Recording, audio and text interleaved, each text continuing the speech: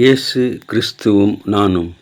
இன்றைய வேத வசனம் நியாயாதிபதி 6:12. கர்த்தருடைய தூதனானவர் கிதியோனுக்கு தரிசனமாகி, பராக்கிரமசாலியே, கர்த்தர் உன்னோடு இருக்கிறார் என்றார். அப்போது கிதியோன் அவரை நோக்கி, என் ஆண்டவரே, கர்த்தர் எங்களோடு இருந்தால் இவையெல்லாம் எங்களுக்கு நேரிடுவானேன்?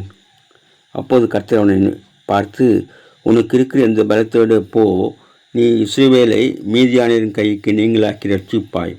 உன்னை அனுப்புகிறவர் நான் அல்லவா என்றார். இஸ்ரவேல் மக்கள் 5வது முறையாக அடிமைத்தனப்பட்டார்கள்.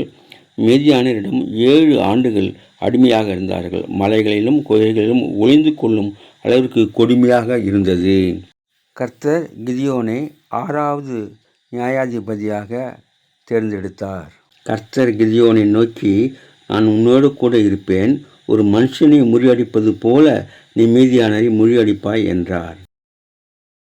பயப்படாது, உனக்கு சமாதானம் என்றார். கிதியோன் யெகோவா ஷாலோம் என்று அதற்கு பெயரிட்டான்.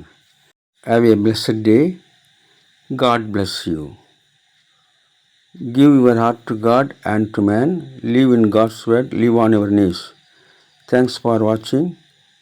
Like, share, subscribe.